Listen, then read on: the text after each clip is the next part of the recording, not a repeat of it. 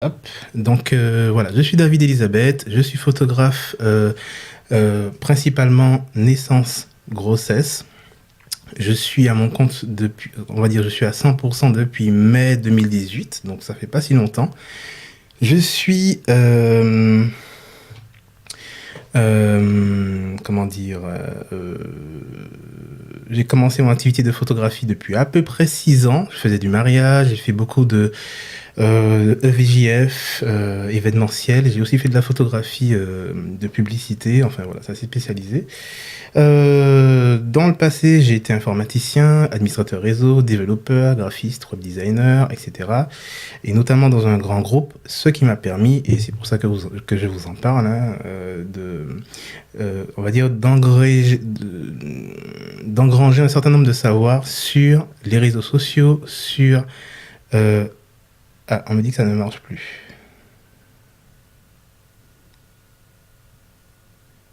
Alors, est-ce qu'on m'entend? Est-ce que ça marche?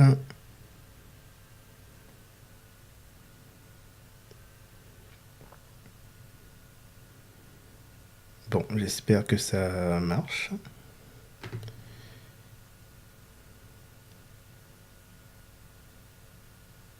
Ah, ok, ça marche. Super. Alors, je continue. Ok, super, super. Oui, donc voilà, j'ai engrangé un certain nombre de savoirs dans le domaine du référencement, dans le domaine des réseaux sociaux, puisque dans ce grand groupe, pour ne pas le nommer Lagardère, j'étais vraiment, mes collègues proches, c'était des community managers, c'était des développeurs. Moi-même, j'ai été développeur, donc voilà, je parlais technique, ça me plaît beaucoup la technique aussi. Ce qui fait que lorsque j'ai commencé mon activité, j'ai tout fait moi-même. J'ai fait mon site, j'ai fait mon référencement, j'ai fait mes réseaux sociaux.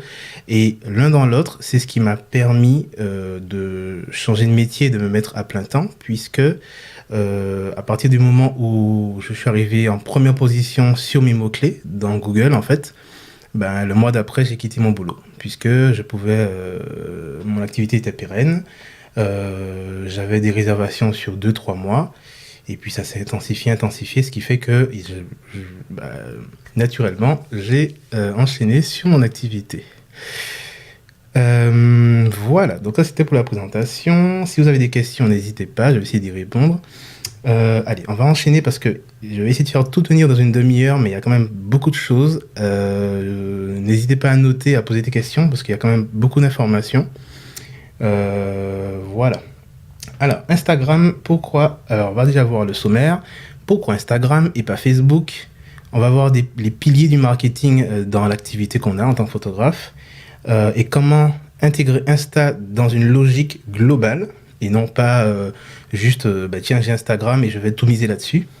Les bonnes pratiques sur Instagram.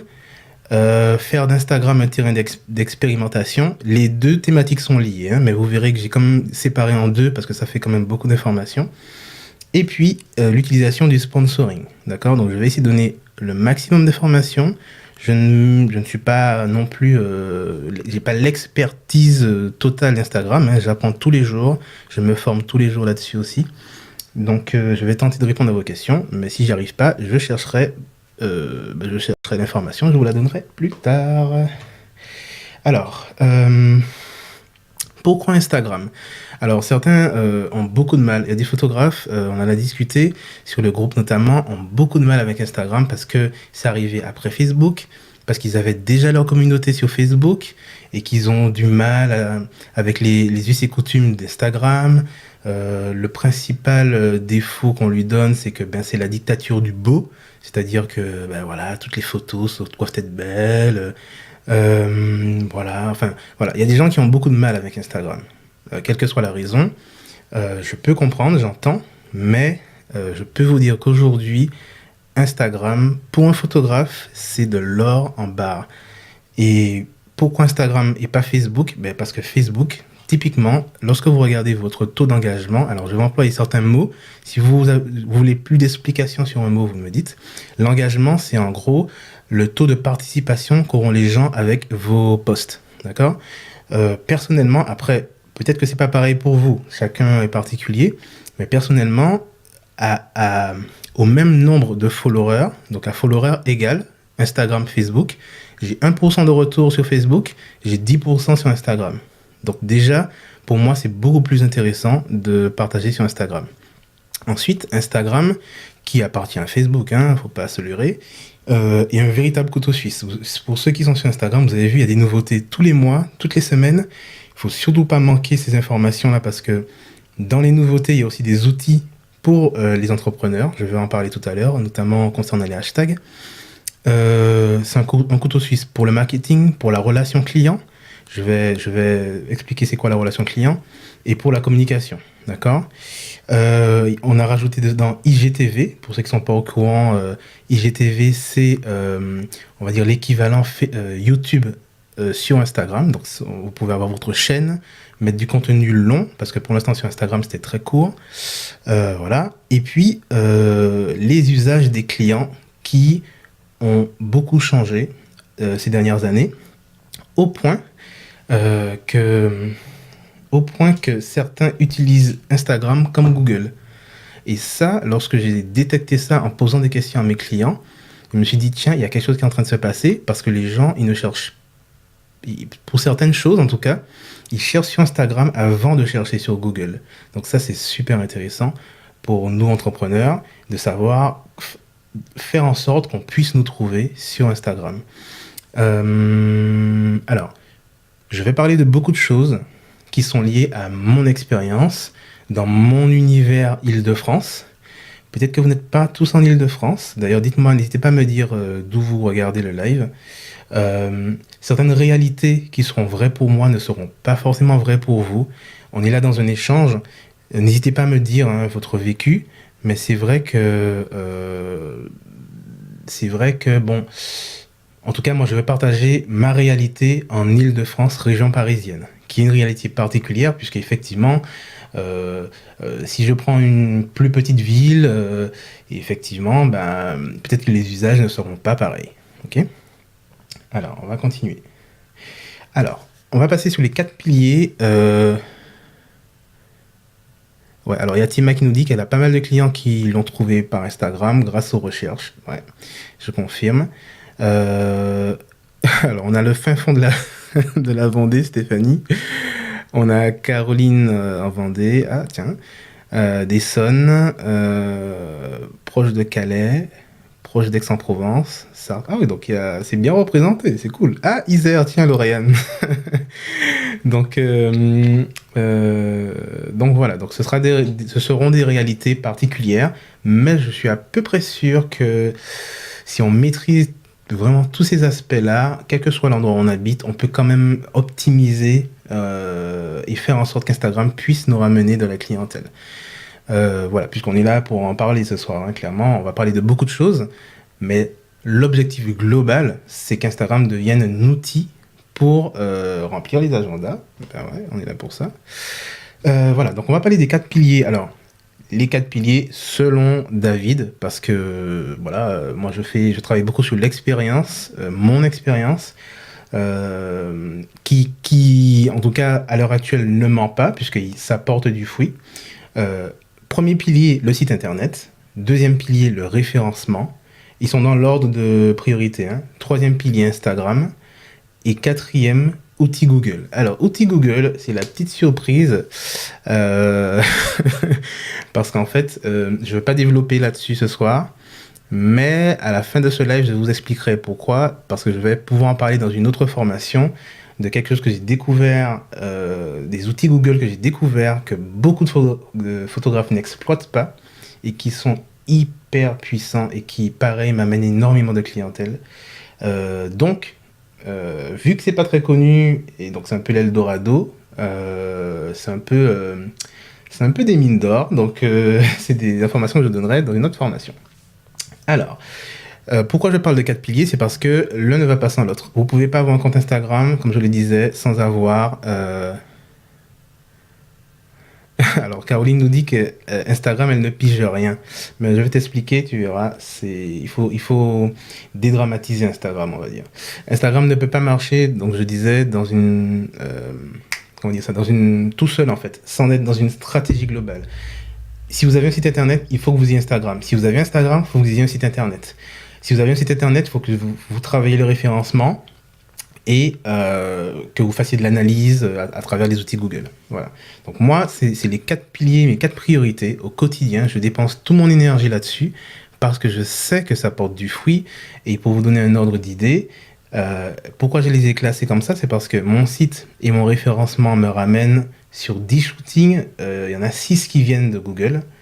Il y en a 3 qui, il y en a, oui, 3 qui viennent de, 3 ou 2 qui viennent d'Instagram et le reste du bouche à oreille. Donc c'est énorme. Pour moi, c'est énorme. Ce qui fait que grâce au référencement, grâce à Instagram, mon agenda est rempli. J'ai des commandes jusqu'à février-mars 2019. Donc finalement, ça permet de pérenniser l'activité. J'écoutais un entrepreneur, un influenceur qui disait que 90% des entreprises et des entrepreneurs qui ferment leur activité, c'est lié au fait qu'ils n'ont pas de visibilité sur 3-4 mois, sur le nombre de shootings, dans notre cas, à réaliser. Et ça, c'est tellement vrai, parce que si j'ai quitté mon CDI, c'est parce que je voyais mon agenda se remplir sur 6 mois. Je me suis dit, bon, j'ai plus rien à craindre, on peut y aller. Et quand vous avez mis en place toute cette mécanique, ça prend du temps, ça demande de se former, ça demande de prendre du temps. Et je comprends, hein, Caroline, que tu dises que à 30 ans, tu trouves que c'est la loose et tout, mais prends le temps de le faire. Parce qu'une fois que t'as bossé là-dessus, au bout de 6 mois, 1 an, les clients viennent tout seuls, mais tout seuls, vraiment, vraiment, vraiment. Voilà, allez, j'avance. Il est... Ok, ça fait 15 minutes. Alors, on va voir les bonnes pratiques. Alors, j'ai mélangé, c'est pas par ordre de priorité, mais un certain nombre de bonnes pratiques à avoir lorsque nous sommes sur Instagram. Première chose à considérer, c'est qu'Instagram, c'est le prolongement de votre site internet. Faut plus le considérer comme un réseau social, c'est faux. Je le dis tout le temps, c'est faux. C'est plus qu'un réseau social. C'est rentré dans les usages. Donc les gens, ça va être votre vitrine en fait.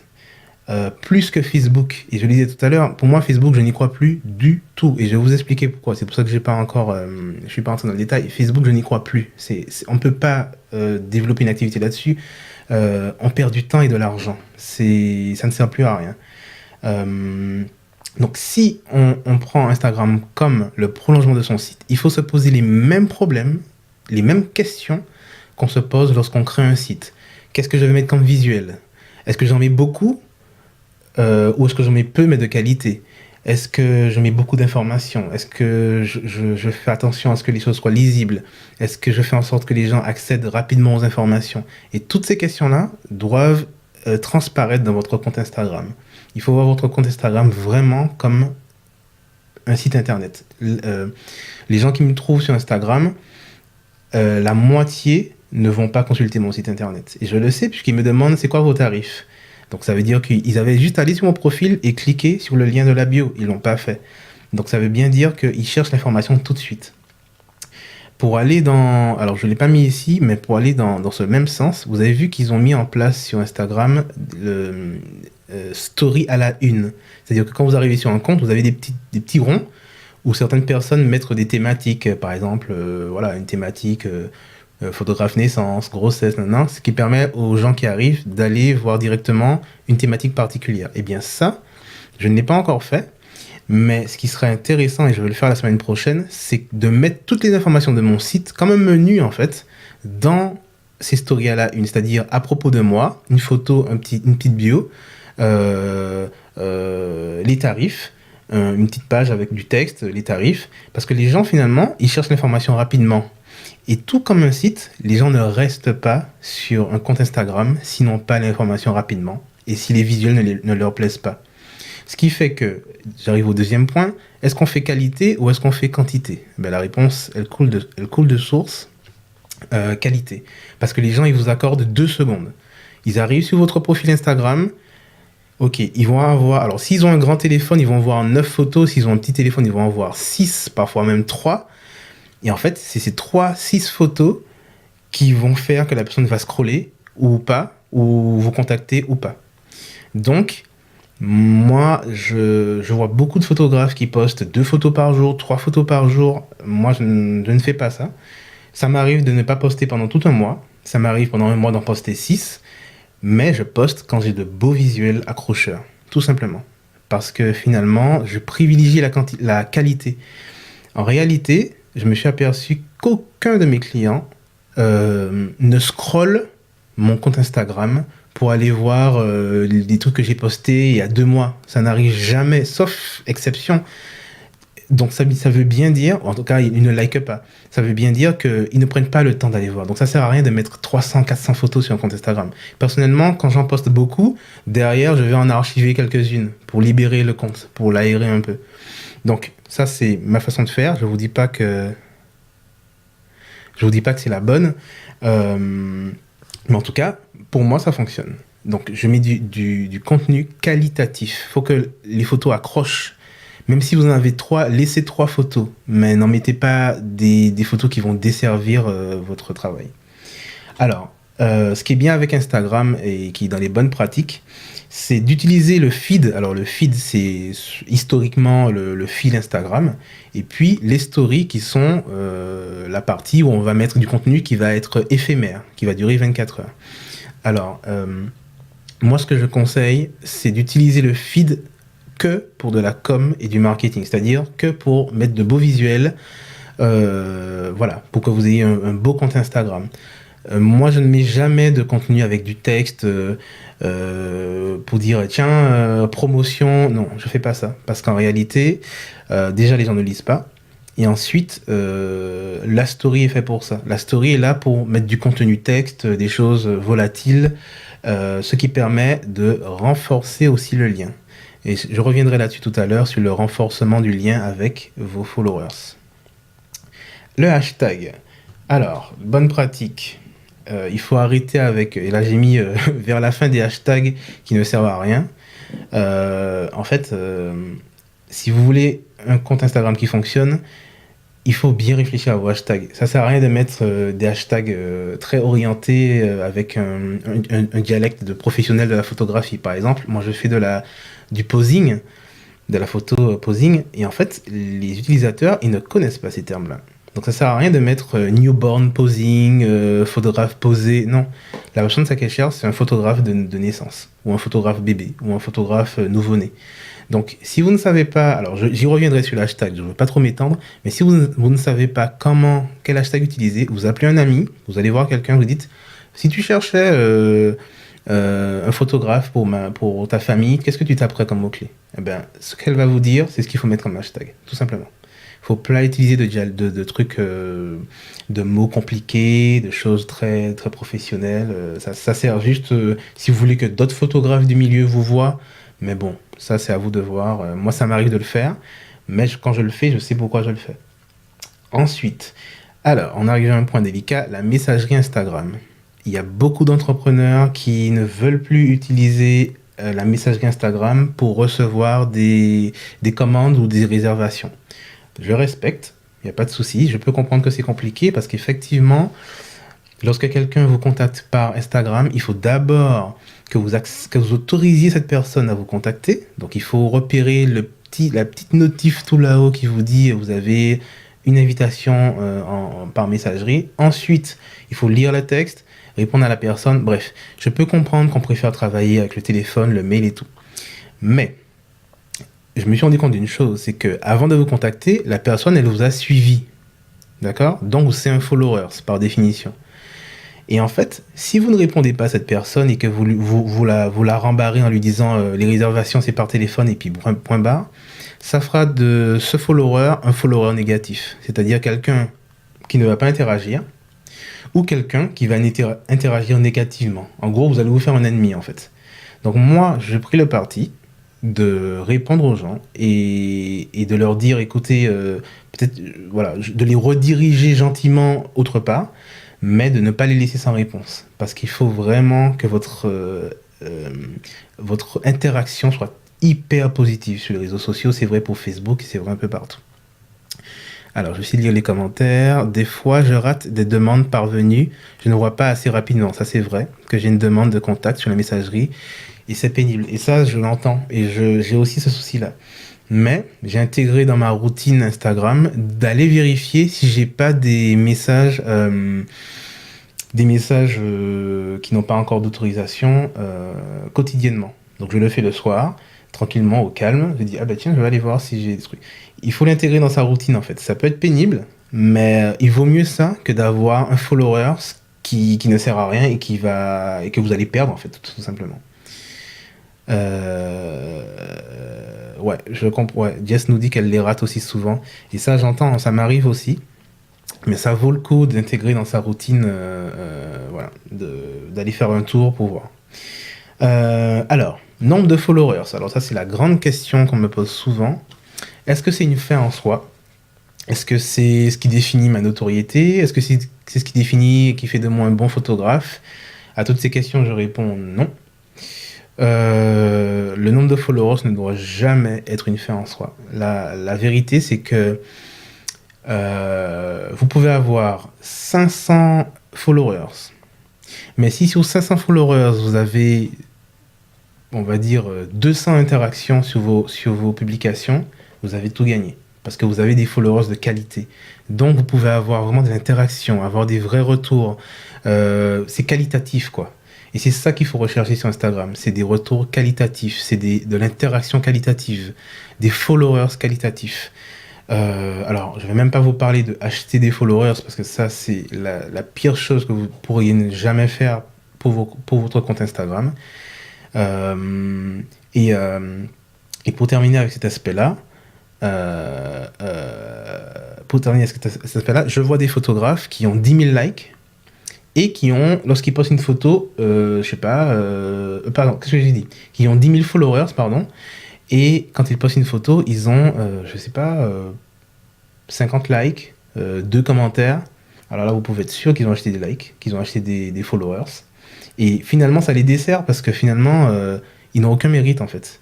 Par contre, vous avez des photographes. Alors, en réalité, le retour sur engagement, c'est environ 10%. Par exemple, moi j'ai 5000 followers, j'aurai grand max 500 interactions sur mes stories, ou voilà. C'est difficile de dépasser les 10%, sauf si vraiment votre contenu est devenu viral. Et je vais vous expliquer comment un contenu devient viral tout à l'heure. J'avance rapidement parce qu'on va pas être dans les temps sinon. Alors, non, c'est pas par là, c'est par là.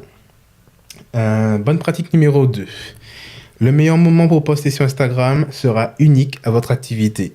Il faut expérimenter. Il y a beaucoup de choses que vous pourrez lire sur Internet. Moi, j'en ai lu énormément, je peux vous le dire. Alors, le ratio idéal, c'est... En réalité, hein, j'ai lu sur un blog très sérieux que les Instagrammeurs qui ont 6% de retour, ce sont des bons Instagrammeurs. Quand on monte à 10%, c'est énorme. C'est énorme. Donc voilà à peu près le ratio idéal, on va dire. Enfin, idéal, en tout cas, maximum. Alors, pour les posts, je disais, il faut expérimenter, parce que j'ai lu beaucoup de choses. Vous connaissez la fameuse règle, oui, il faut poster à 21h, ou il faut poster... Enfin, il y a beaucoup de choses qui se disent. C'est vrai, mais c'est pas vrai pour tout le monde. Par exemple, je prends un exemple, mon exemple, puisque je maîtrise plus ce que je vis moi. Je vise beaucoup les femmes enceintes. Une femme enceinte, par définition, elle est chez elle. Elle est chez elle, elle n'a pas forcément d'activité professionnelle. Donc elle n'a pas forcément d'horaire pour être disponible pour voir un poste. Donc en réalité, voilà, en réalité, je peux me permettre parfois de poster à n'importe quelle heure, en sachant que ça va quand même toucher des gens, surtout quand je fais du sponsoring, donc c'est très ciblé. Ne pas me fier à 21h ou 22h et tout. Pour répondre à Margot, le retour, c'est l'engagement. Donc, c'est commentaires, likes, messages, etc. Ensuite, je disais, donc c'est souvent une question de bon sens. Pareil, les gens, ils se posent devant leur télé, ils ont leur portable à la main, et ça se passe souvent quand le film commence à 21h, ou l'émission commence à 21h. Donc, effectivement, 21h, c'est un peu un repère clé. D'accord? Les meilleurs jours pour poster, c'est le lundi et le jeudi. Et ça, je pourrais pas vous expliquer pourquoi. C'est les statistiques qui le montrent. Voilà. Et puis, la grande question, c'est pourquoi se donner tant de mal à trouver des horaires, des choses. Et il y a certains qui vont trouver ça prise de tête. Ils vont se dire, mais écoute, je vais poster quand je veux. C'est pas Instagram qui me dicte sa politique et tout. Sauf que oui et non. Parce que l'objectif de tout ce travail qu'on fait sur Instagram, clairement, c'est qu'on puisse avoir des gens qui nous suivent, des gens de qualité qui s'engagent, donc qui interagissent avec nous. Et pour que ça arrive, il faut justement que nos visuels arrivent sur leur feed, en fait. C'est-à-dire qu'ils puissent voir ce qu'on fait. Et pour qu'ils voient ce qu'on fait, c'est devenu très compliqué. Donc, Facebook, comme je vous ai dit, c'est la grosse loose parce que les gens ne voient plus les contenus.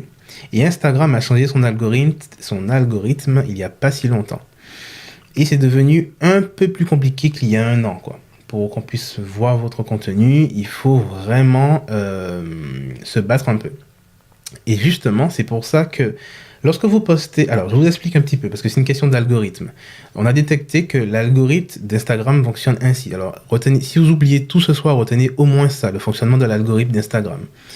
Quand vous postez une image, tout se joue dans les 30 minutes. Si dans les 30 minutes, vous avez un minimum d'interaction, c'est-à-dire vous allez avoir justement, vous allez dépasser la barre des 5-6% d'interaction, les gens vont commenter, vous allez avoir des likes rapidement, l'algorithme va se dire, ah ben tiens, les gens ont interagi rapidement avec ce contenu, donc c'est un contenu intéressant. Donc, lui, l'algorithme, il avait diffusé en petite quantité. S'il voit le contenu intéressant, il va élargir le cercle une première fois. D'accord ? Donc, il va diffuser l'image à beaucoup plus de followers. S'il voit que ça continue cette interaction, il va encore élargir le cercle, etc., etc. Ce qui fait que si votre contenu n'a pas eu d'interaction dans les 30 premières minutes, eh ben, vous passez à la trappe. Et ça arrive très souvent. Sur mon compte, c'est très, très... j'ai des posts de 600 likes, et puis d'autres, j'en ai 200 ou 100. Et ça, c'est très lié à ça. Donc, ça ramène à quoi en fait ? Ça ramène à une chose, c'est qu'il faut poster du contenu qualitatif. Et ça revient à ce que je disais au début. Il faut essayer dans la mesure du possible. Alors c'est vrai, il y a les règles, l'heure de post où je vais poster, les hashtags, il y a plein de choses à mettre en place. Mais la base, c'est un contenu pertinent, beau, accrocheur et intéressant. Il y a pas photo, c'est la seule chose qui marche en fait en réalité. Ça m'est arrivé de poster un vendredi à 13h. Le truc qu'il ne faut pas faire, quoi. Et ça a été le post qui a été le plus vu. Alors, va expliquer ça, je ne sais pas. Mais, effectivement, c'était une photo qui était plutôt accrocheuse. Donc, du coup, j'en ai déduit qu'il y a beaucoup de règles. Je vous ai parlé de beaucoup de règles, et je vous en parlerai encore. Mais en définitif, il faut poster des contenus pertinents.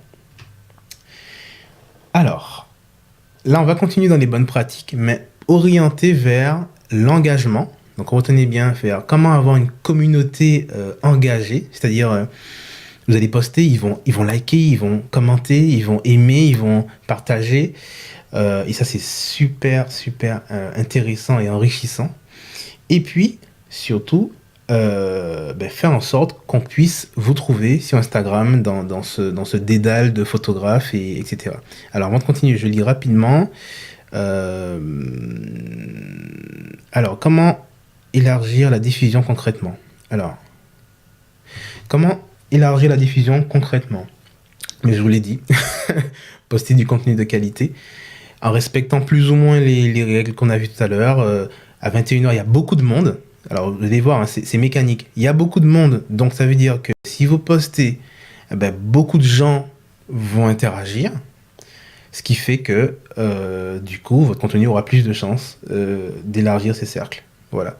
Donc c'est pour ça qu'on recommande, et c'est pour ça que je disais, mais pourquoi on se prend la tête pour tout ça ? C'est justement pour contrer un peu l'algorithme d'Instagram. Voilà.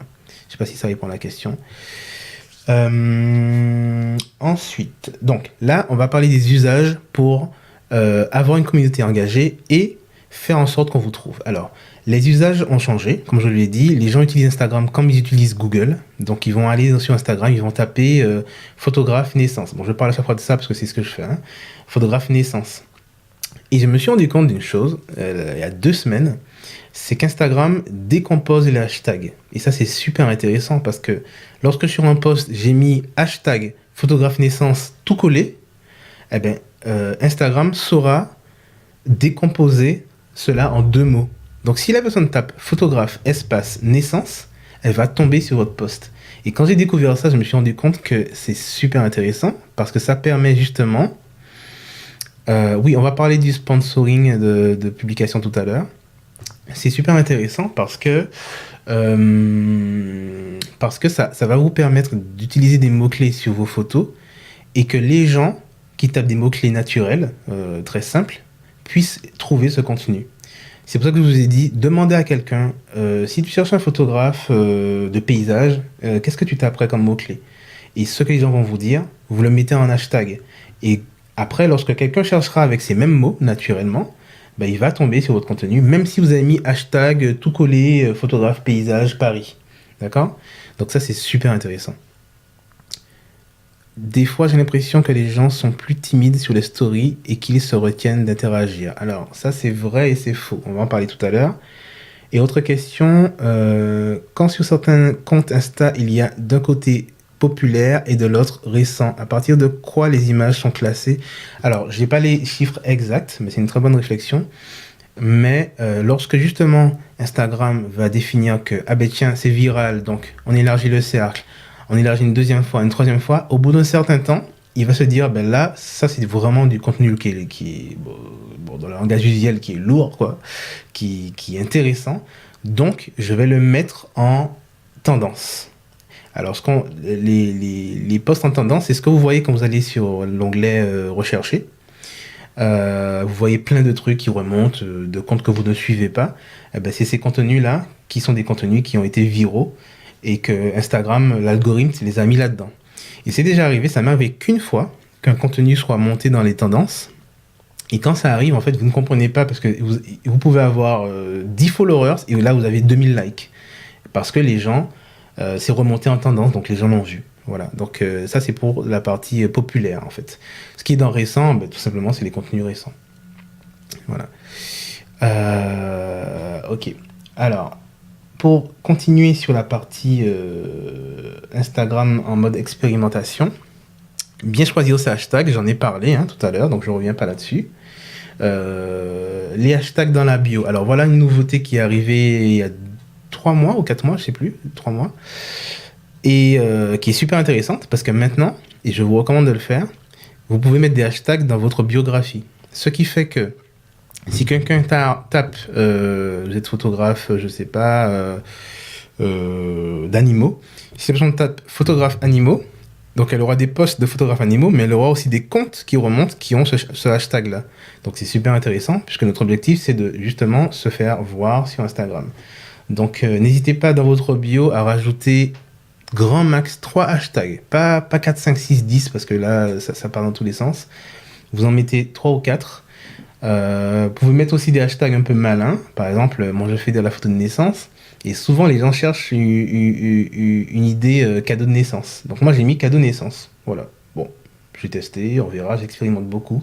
Peut-être que c'est une fausse bonne idée, je ne sais pas. En tout cas, pour l'instant ça ne me dessert pas. Alors s'abonner au hashtag circonstanciel, ça je le fais beaucoup pour accroître ma communauté.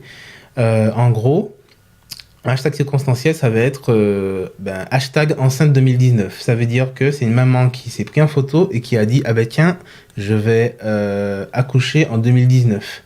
Ou alors j'ai mis enceinte 2019, peut-être pas le bon mot, mais plutôt accouchement 2019 ou maman 2019. Il y en a qui utilisent aussi les termes en anglais, mum to be 2019. Donc ça veut dire que potentiellement c'est quelqu'un qui est en cours de grossesse. Donc moi je vais m'abonner à ces hashtags parce qu'on peut s'abonner à des hashtags maintenant. Et dans mon fil remontera de temps en temps des photos de femmes enceintes ou autres. Je vais liker, commenter, faire un coucou.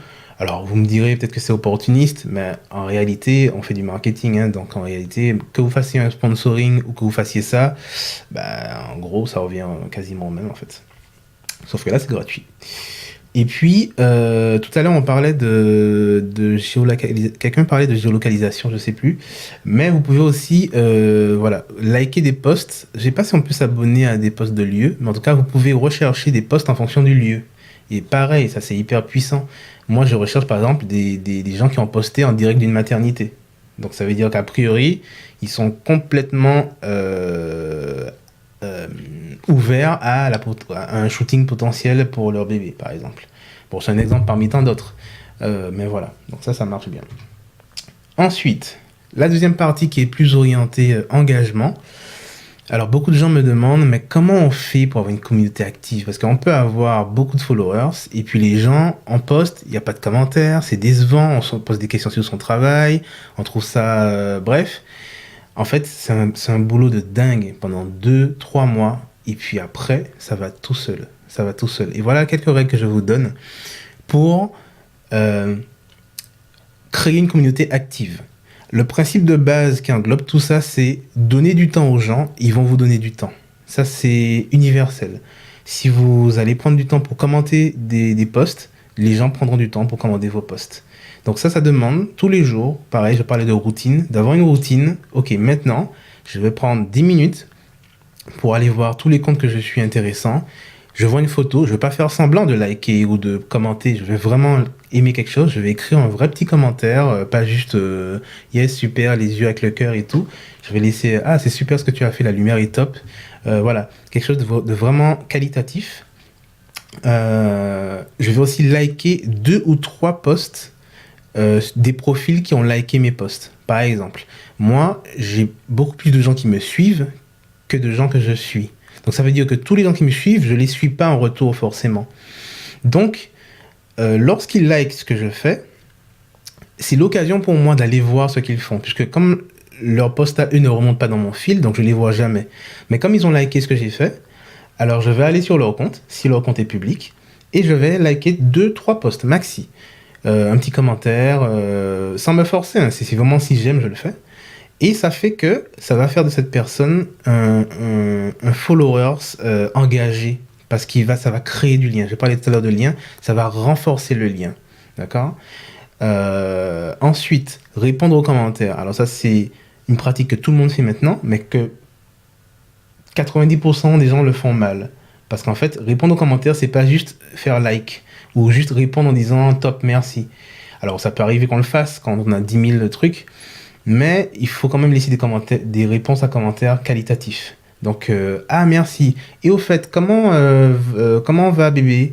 Voilà, prendre des nouvelles des gens, profiter de cela en fait. Et en fait, quand vous faites ça, pareil, ça crée du lien, ça renforce le lien.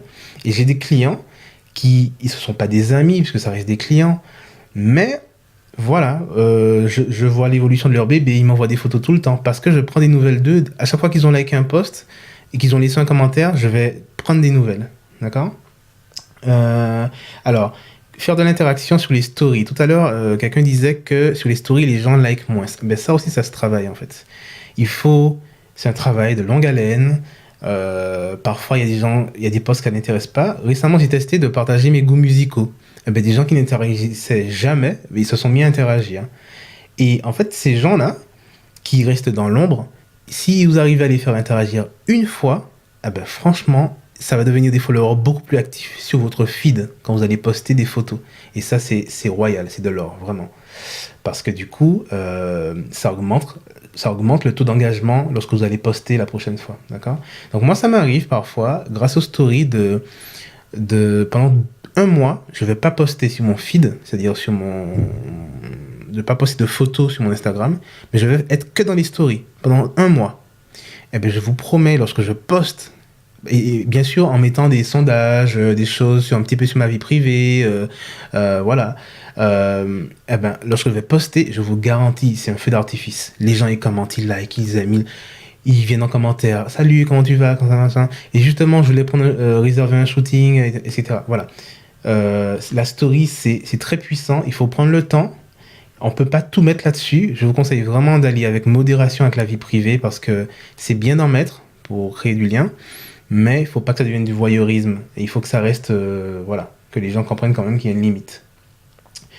Et puis bien sûr, soyez vous-même, ça on le dit tout le temps dans toutes les formations, soyez vous-même. Et c'est tellement vrai que, surtout lorsqu'on est entrepreneur, parce qu'on sera amené à rencontrer les gens qui nous côtoient par Instagram. Donc, si on n'est pas... Si on a créé un personnage, le jour du shooting, les gens vont dire, mais je comprends pas, sur Instagram il est comme ça, et dans la vraie vie il est pas comme ça. Et du coup, vous allez perdre en crédibilité. Donc ça sert à rien en fait, de créer un personnage, de faire que vous riez tout le temps, et qu'en fait vous riez jamais dans la vraie vie. Alors j'en veux pour preuve un petit exemple. J'ai une photographe qui voulait une formation en one-to-one, Et elle m'a dit, elle est venue en privé, elle m'a fait, ouais, j'aimerais bien avoir une formation. Alors, je ne vous connais pas, j'ai jamais osé demander, mais je vous trouve sympa, donc j'ai envie que ce soit vous qui me formiez. Bon, ça peut paraître anodin, mais elle m'a suivi pendant 6 mois avant de se manifester, et elle me connaît presque en fait, par cœur, puisqu'elle voit mes stories. Donc ça aide à créer du lien, d'accord? Alors, merci pour les explications. Je ne suis pas photographe, mais créatrice d'articles naissance, ça marche aussi. Et donc, j'ai une autre casquette, prendre en photo les articles. Et donc, je me trouve quand même... D'accord, ok. Merci beaucoup, Nathalie, pour ton retour. Voilà. Allez, je continue et je vais essayer de ne pas tarder à terminer, les 22 heures. Donc voilà, je disais, donnez votre temps, on vous donnera du temps. Ça, c'est une règle de base. Et puis, on va terminer par le sponsoring. Alors, avant de passer sur le sponsoring, est-ce qu'il y a des questions par rapport à tout ce que j'ai dit depuis?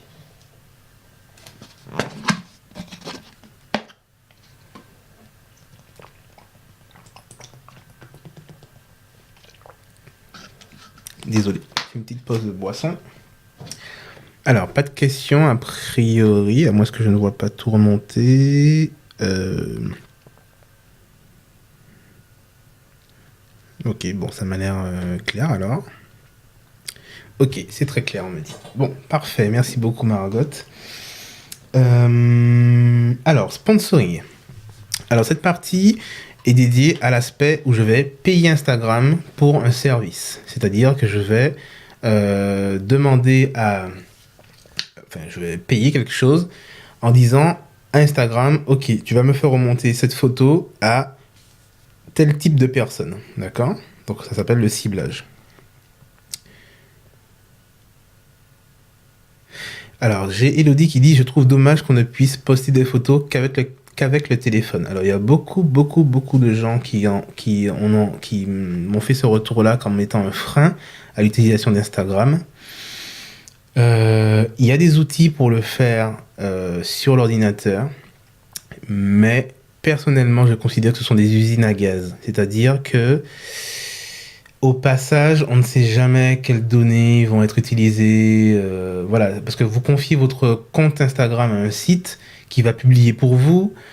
Voilà, et puis au passage, c'est pas toujours très clair parce que ça vous fait gagner aussi des likes, mais c'est des likes qui sont pas qualitatifs parce qu'en fait, c'est des gens qu'on incite à liker en contrepartie de quelque chose, d'une récompense. Donc, bon, voilà. Moi, ce que je vous conseille, c'est, vous êtes sur votre téléphone. Moi, ce que je fais, chaque mois ou quand je peux, j'ai une template Photoshop.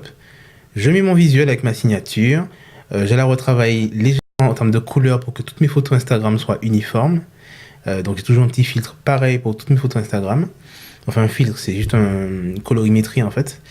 Et je crée des visuels. Ces visuels, je les mets dans un dossier que je mets sur un Dropbox. Et ce Dropbox est synchronisé avec mon téléphone. D'accord? Donc, ce qui fait que lorsque j'ai besoin de poster une photo, je vais dans Instagram. Je vais dans Instagram ou alors je vais dans Dropbox, pardon. J'enregistre mes images dans mon téléphone. Et après, je vais sur Instagram et je publie pendant tout le mois. Donc, toutes les photos sont déjà sur le téléphone. Et à chaque fois que j'en ai besoin, ben, je les retrouve sur mon téléphone. Donc, c'est vrai que c'est compliqué. Ça demande une organisation. Pareil pour les hashtags. Je les retape jamais tout le temps. Ça, c'est une perte de temps. J'ai un bloc-notes sur mon téléphone avec tous mes hashtags qui sont bien calibrés. Quand je poste, copier, coller, un petit texte et voilà. Alors, avant ça, j'ai oublié quelque chose tout à l'heure, de vous dire quelque chose. Je pense que j'ai été trop vite là-dessus, mais c'est tellement important que je vais revenir là-dessus. Quand vous postez une photo, si vous voulez de l'engagement et créer une communauté qui fonctionne, moi je vous recommande de mettre un texte qualitatif sur la photo.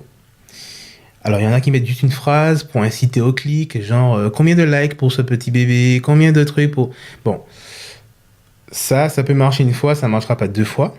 Mais la deuxième chose, c'est que c'est super important parce que l'algorithme d'Instagram, il est très très futé. Il est très affûté plutôt. Ce qui fait que Instagram, et si vous ne le saviez pas, ben vous le saurez maintenant, il sait combien de temps vous passez à la lecture de posts. des posts qui sont dans votre feed. Ce qui fait que il va se dire, tous les posts sur lesquels vous passez du temps, il va se dire, ah ben tiens, ça c'est des posts intéressants pour cette personne, pour vous donc. Et donc, si je le retourne pour moi en tant qu'entrepreneur, si je mets du texte sur mon image, la personne va prendre du temps pour lire ce texte. Donc, elle va envoyer un message Instagram indirectement en disant, ah ben tiens, ce genre de post-là, je les aime bien. Donc à l'avenir, Instagram va lui faire remonter souvent mes photos. Donc finalement, c'est intéressant pour avoir de la visibilité en fait. Donc moi je mets toujours un texte qualitatif, je ne vais pas mettre un texte calibré qui sert à rien, un texte où je vais vraiment parler de quelque chose de vrai, une petite expérience sur la photo, bref, pour que les gens passent du temps à lire et pour qu'Instagram se dise, ah ben tiens, cette personne est intéressée par ce compte-là, donc je vais le faire remonter plus souvent. Donc du coup, votre contenu est vu plus, en fait. Je sais pas si c'est clair, j'étais un peu confus. Mais, ah ben tiens, très bonne question qui arrive. Mais voilà, mettez du texte. Même si vous voyez que ça met 3 petits points à lire la suite, les gens ils cliquent, je vous garantis, ils cliquent, ils lisent. Et en fait, ça fait que vous avez plus de visibilité. Alors, qu'est-ce que je pense, Diès, des photos fractionnées? Alors, ça, c'est le mal. C'est le diable en personne. Il faut pas faire ça. Il faut pas faire ça parce que c'est fantaisiste, en fait. Et en réalité, ça sert à rien.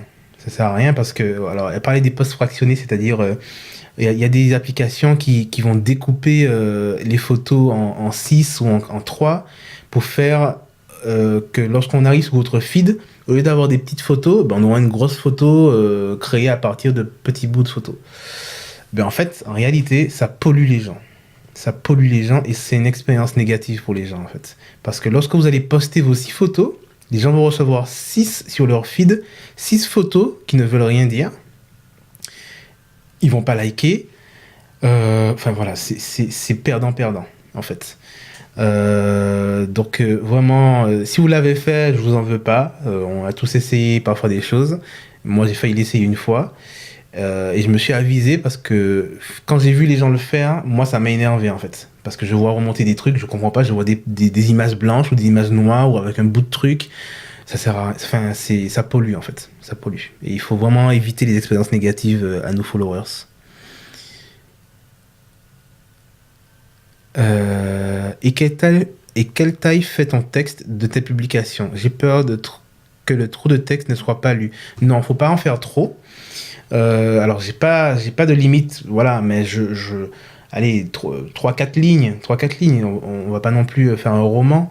Mais par exemple, je prends un exemple concret sur un post. Alors j'ai pas en tête, donc je regarde rapidement. Mais par exemple, ça peut m'arriver de dire. Ah ben tiens, ce shooting est un shooting intéressant, je l'ai fait en musique. Les parents nous ont mis une playlist vraiment magnifique. Merci beaucoup aux parents. Super expérience. Par exemple, hein. Mais rien que ça fait que ça amène quelque chose, ça amène du contenu en fait intéressant à lire quoi. Voilà. Par exemple, quand je poste un bébé qui a les yeux ouverts, ben j'explique, je dis ah ben tiens, 2 shootings sur 10. Enfin, un bébé qui a les yeux ouverts et qui reste tranquille, ça arrive 2 shootings sur 10. Donc c'est très rare. Donc voilà, si ça vous arrive, sachez que vous êtes chanceux, etc., etc. Donc voilà, je donne des informations comme ça. Donc c'est très court, concret, mais voilà. Voilà. Ah,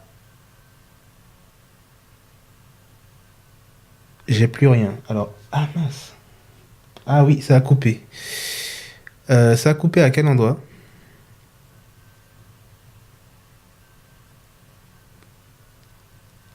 Bon, je sais plus où est-ce que ça a coupé. Je sais que ça s'est reconnecté. Est-ce que tout le monde me voit bien, m'entend bien?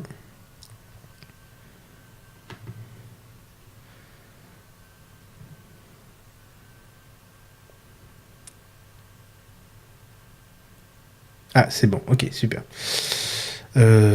Ok. Ah, d'accord, 5 secondes. Bon, ça va, tout va bien. Ok, j'avais dit que j'allais arrêter. Il faut vraiment que j'arrête, il est tard. Euh, alors, je termine quand même pour parler du sponsoring. Est-ce que ça marche vraiment? Oui. pour vous donner un ordre d'idée, et alors ce qui est intéressant, c'est que ça marche que vous ayez 10 000 followers ou 2 followers, ça va marcher parce que finalement, ça ne tient pas compte de vos nombre de followers. Si vous payez 20 euros pour une journée, ça va juste vous donner ce que vos 20 euros ce à quoi vos 20 euros vous donnent droit, en fait. Donc là, c'est plutôt une question de sous.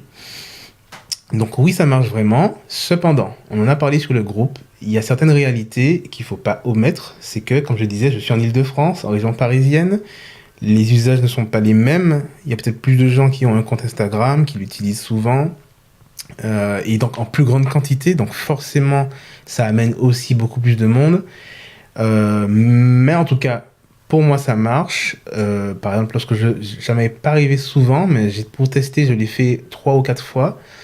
Et à chaque fois, j'obtiens 2 à 3 vraies conversions. Ce que j'appelle une conversion, c'est quelqu'un qui va vraiment transformer le clic en une réservation concrète. Et donc, pour 20 euros dépensés sur la journée, ce qui peut paraître énorme, en fait, j'ai un shooting qui est booké. Donc en réalité, le retour sur investissement, il est juste parfait, quoi. C'est-à-dire que normalement, sur les Google AdWords, c'est pas la même histoire, hein. C'est beaucoup plus cher et voilà, quoi. Alors, c'est quoi le sponsoring? C'est payer pour une pub comme sur Facebook qui cible. C'est ça, c'est exactement, d'ailleurs, c'est assez similaire. Ils sont liés d'ailleurs. On peut faire du sponsoring qui est sur Instagram et en même temps sur Facebook. Moi, je le fais que sur Instagram. Et en fait, c'est assez simple, hein. Sous une photo, c'est écrit mettre le contenu en avant, je crois, ou quelque chose comme ça, ou mettre en avant. Vous cliquez dessus et ça vous guide vers les étapes. Et c'est intéressant parce que, avantage, ça va diffuser sur les feeds des gens, donc les fils Instagram des gens, mais aussi sur leur story. Et ça, c'est intéressant parce que vous avez une grande image verticale qui s'affiche avec un texte et puis lire la suite. Et si votre image est vraiment accrocheuse, ça se convertit en clic. Et tous les gens qui m'ont trouvé, c'est des gens qui sont passés par la story, qui ont cliqué sur la story. Donc c'est intéressant. Je trouve ça super intéressant. Et puis, ce sont des followers de qualité, c'est-à-dire des gens qui, à un instant T, ont cliqué parce que ça répond à un besoin. Ils vont vous suivre d'abord et ensuite vous contacter. Donc finalement, ce sont des gens qui sont vraiment intéressés et qui vont vraiment interagir avec vous. D'accord ? Alors, choisir la bonne image à sponsoriser, ça c'est la clé de toutes les clés. Je vous recommande de vraiment pas sponsoriser une image qui n'a pas marché. Parce que si elle n'a pas marché gratuitement, elle ne marchera pas en payant. Ça, c'est sûr.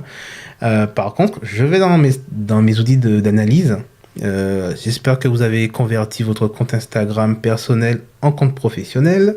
Si ce n'est pas le cas, vous allez dans les paramètres et vous convertissez votre compte en compte professionnel, ce qui vous donnera droit à un bouton « Contactez-moi » et des outils d'analyse. Et ça, c'est fondamental. Il faut que vous puissiez quantifier ce qui se passe sur votre Instagram parce que voilà, c'est la clé. Donc vous allez pouvoir voir tous les contenus qui ont le plus marché, qui ont été le plus vus, qui ont eu le plus d'interactions. Vous prenez les 3 premiers et c'est ces 3-là qu'il faut sponsoriser. C'est pas le reste. C'est vraiment le contenu qui a marché déjà naturellement qu'il faut sponsoriser derrière. Si vous voulez en tout cas ne pas perdre votre argent pour rien, c'est comme ça qu'il faut fonctionner. Ouais, je confirme Margot, ça diffuse aussi sur les stories. Vous pouvez choisir en fait, au moment de mettre en avant, il va vous montrer un aperçu sur story ou sur fil, et je crois qu'on peut choisir si c'est un ou l'autre ou les deux. Il me semble qu'on peut choisir. En tout cas, il vous montre l'aperçu de comment ça va s'afficher sur l'un et l'autre. Voilà. Pour finir, le cible. Alors, donc j'ai parlé. Donc, bien choisir son image, c'est fondamental. Ensuite, le ciblage.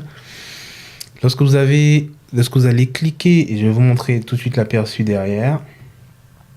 Tac. Lorsque vous allez cliquer sur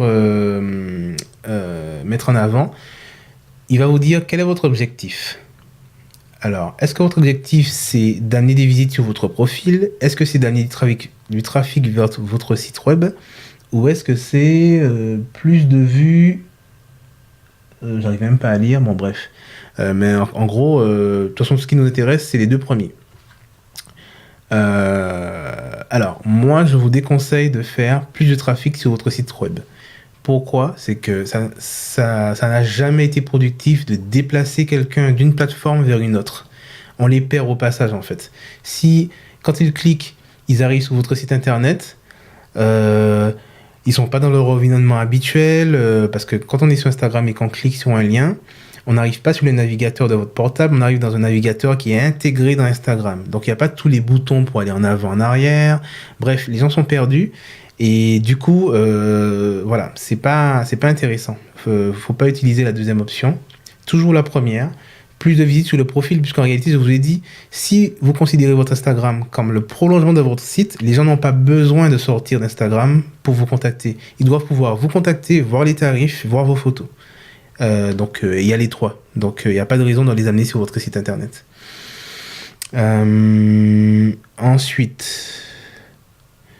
Ensuite, donc, lorsque vous allez choisir plus de visites sur le profil, il va vous dire, est-ce que vous voulez que je vous cible automatiquement les gens qui vont voir votre pub, ou est-ce que vous voulez le faire manuellement? Et là, je vous déconseille fortement de laisser en automatique, parce que ce qui va se passer, et que j'ai repéré récemment, c'est que bizarrement, il va montrer, si vous laissez en automatique, il va montrer votre pub à vos propres followers que vous avez déjà. Donc en gros, ça ne sert à rien en fait. Donc il va vraiment élargir parfois le cercle, mais il va aussi montrer votre publication sponsorisée aux followers que vous avez déjà. Donc c'est une perte de temps et d'argent. Donc ça sert à rien. Moi, ce que je conseille, c'est de se mettre comment on appelle ça, de ne pas mettre en automatique, de mettre en manuel, voilà, et de rentrer le ciblage manuellement. Alors je sais pas si c'est très lisible, hein, parce que c'est un peu petit. Bon, ça m'a l'air quand même lisible. Mais par exemple, vous allez voir un exemple de ciblage que j'ai fait. Parce que moi, je recherche des gens qui sont soit en phase de maternité, de grossesse, qui vont pas tarder à accoucher. Et c'était pour vous montrer qu'il faut être aussi un peu malin, en fait. Par exemple, je vais mettre des choses basiques. Accouchement, grossesse, naissance. Bon, ça c'est fait. C'est plus à faire. Maintenant, on va aller dans des choses un peu plus pointues. C'est-à-dire, une femme qui est enceinte, je vais essayer de me mettre dans sa peau et me dire, mais qu'est-ce qu'elle fait cette femme? Est-ce qu'elle consulte des magazines? Ouais, je pense. Peut-être qu'elle lit des magazines comme Parents ou comme je sais pas, oui, Parents ou Info Bébé ou ces trucs-là, ces magazines-là. Donc, je vais mettre dans mon ciblage, je vais intégrer les gens qui s'intéressent à Parents, qui s'intéressent au maternel sur France 5, qui s'intéressent... Enfin voilà, je vais être un peu malin, je vais chercher des choses inhabituelles en fait, parce que l'objectif, c'est d'élargir un maximum le cercle, parce que si vous mettez grossesse, accouchement, ben, la personne n'a pas forcément interagi avec du contenu grossesse, accouchement. Donc finalement, il y a une catégorie de personnes que vous n'allez pas atteindre. Donc il faut essayer de trouver des ciblages malins en fait. Pour avoir quelque chose d'intéressant. Voilà. Alors, pour terminer juste, des choses de base concernant les horaires. Si vous voulez pas perdre de l'argent pour rien, mettez vos publications sponsorisées en pause le soir, parce que finalement, sinon ça va tourner pendant la nuit. Et les seuls followers que vous allez engranger ou like, ce seront des gens qui seront sur d'autres fuseaux horaires, donc États-Unis, Antilles, Canada. Donc en réalité, ça sert à rien, quoi. C'est une perte d'argent. Donc il faut bien faire attention de mettre les sponsorisations en pause le soir. Et puis se référer aux règles qu'on avait eues précédemment. Donc ne pas mettre une sponsorisation en pleine journée de travail, par exemple. Je vais les mettre le matin, le week-end. Alors certains disent qu'il ne faut pas poster le dimanche. Moi je trouve que c'est parfait parce que j'ai beaucoup de retours le dimanche. Je fais d'ailleurs mes sponsorisations que le dimanche. Parce que les gens se réveillent, ils sont dans leur lit. Première chose qu'ils font, ils prennent leur portable, ils vont sur leur fil Instagram. C'est en général ce qui se passe. Donc moi, c'est ce que je fais. Je mets mes sponsors le dimanche. Alors, ben voilà, j'ai fini pour tout ça. Je réponds à vos questions et on va pouvoir terminer. Alors, est-ce qu'il vaut mieux financer pour une journée comme par exemple 20 € ou pour 15 jours pour le même prix? Alors, tout est une question de bourse, en fait, Nathalie. Moi, ce que je peux vous dire, c'est que moi, je préfère faire un gros coup plutôt que euh, répartir sur plusieurs jours. Parce que les statistiques montrent, quel que soit le domaine d'activité, que euh, on va jamais aller en croissant dans les retours des gens, ça va toujours diminuer. Donc finalement, autant faire un gros coup, donc mettre beaucoup d'argent sur une journée plutôt que peu d'argent sur plusieurs jours. Moi, c'est comme ça que je fonctionne et ça va toujours bien marcher. Je fais jamais des sponsorisations sur 2 jours. Je fais toujours une journée, je mets 20 euros. Donc ça me donne une cible à peu près 5000, entre 4000 et 6000 euros. Ça dépend de votre ciblage. Pas 6000 euros. 6000, ça vous dit en fait 6000 followers potentiels ou 6000 personnes qui vont être atteintes. Voilà. Euh, et voilà, moi ça me va bien. Après, si vous avez de bons retours, parce que moi par exemple, systématiquement, dès que je sponsorise, j'ai 2 vraies réservations. Donc, vu que mes shootings sont à peu près à 280 euros, vous comprenez bien que c'est super intéressant quand j'ai dépensé 20 euros et que derrière j'ai eu 2 shootings à 280 euros. Donc, ce qui vous pouvez vous dire, c'est par mois, je mets le prix d'un shooting en sponsorisation. Et vous répartissez comme vous voulez en fait. Donc finalement, vous pouvez faire, je sais pas, 10 jours à 20 euros par exemple. Voilà. Et du coup, ça vous coûtera le prix d'un shooting, mais en réalité, si derrière vous avez 10 réservations, vous êtes gagnant. Franchement, le sponsoring sur Instagram, j'ai jamais vu quelque chose d'aussi efficace.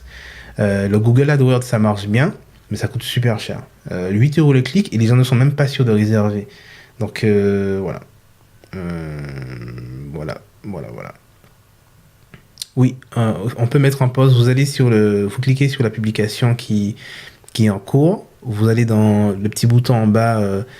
Vous cliquez sur, enfin voilà, sponsorisation en cours et ça va vous dire mettre en pause ou pas.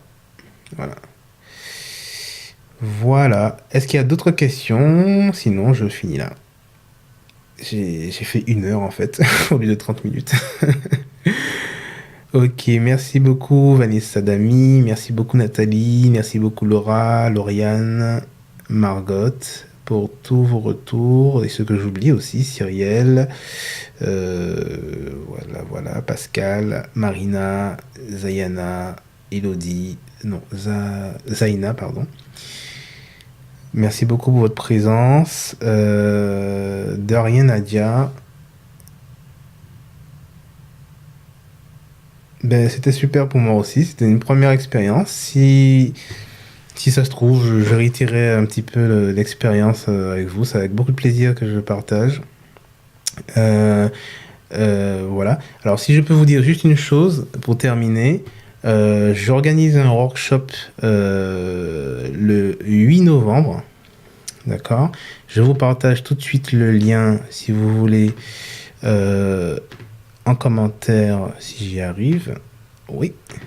Donc, un workshop orienté référencement plus maîtrise d'Instagram. Je vais aller encore plus loin parce que je vous ai dit beaucoup de choses, mais il y a encore des choses que je ne vous ai pas dites qui sont là encore dans un niveau encore plus élevé pour pouvoir engranger du follower ou de l'interaction.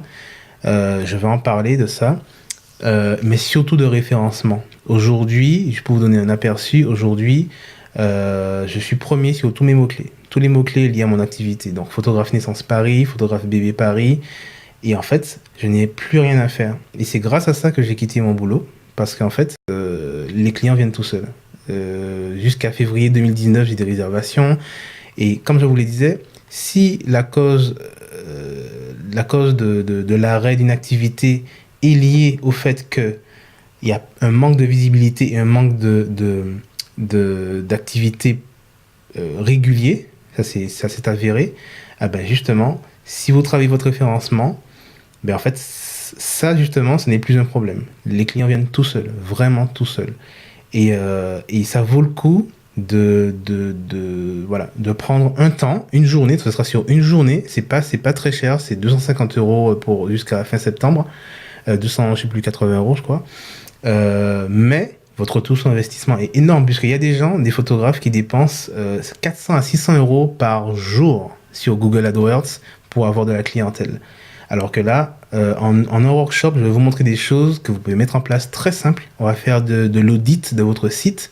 On va faire des ateliers concrets. Comment dire ça? Je vais vous montrer exactement quoi faire sur votre site pour atteindre votre objectif. Alors, je ne vous dis pas que vous allez être premier sur vos mots-clés, mais pour vraiment booster votre visibilité. Donc, arriver en première page. Et puis, on va aussi créer un groupe de vertueux pour que, comment expliquer, les avantages que j'ai eus grâce à mon référencement, que je puisse vous en faire profiter. Si par exemple je mets un lien de votre site sur le mien, ben, typiquement je vous fais profiter de mon référencement. Et puis on va essayer de créer cette interaction, ce groupe vertueux. Enfin bref, oui, 290, pardon. Donc en gros, voilà, si ça vous intéresse, c'est sur une journée et on va prendre le temps de faire progresser votre référencement de sorte que vous puissiez, si c'est votre passion que vous voulez switcher à 100% sur la photographie par exemple, ben ça vous ouvre les portes, les voies en grand, quoi. Voilà. Voilà, merci beaucoup pour tous vos retours. N'hésitez pas à partager cette vidéo, à liker mon compte Instagram, bien sûr. Facebook aussi si ça vous tente, mais moi c'est un peu en jachère ces temps-ci. Je l'utilise, enfin, voilà, j'utilise pas. Et puis, s'il y a d'autres sujets qui vous intéressent, n'hésitez pas à proposer et je me ferai une joie de faire un petit live encore à nouveau, bien sûr, si je m'y connais. Voilà. Allez, bye bye tout le monde. Merci beaucoup d'être venu. Et puis, je vous dis à la prochaine.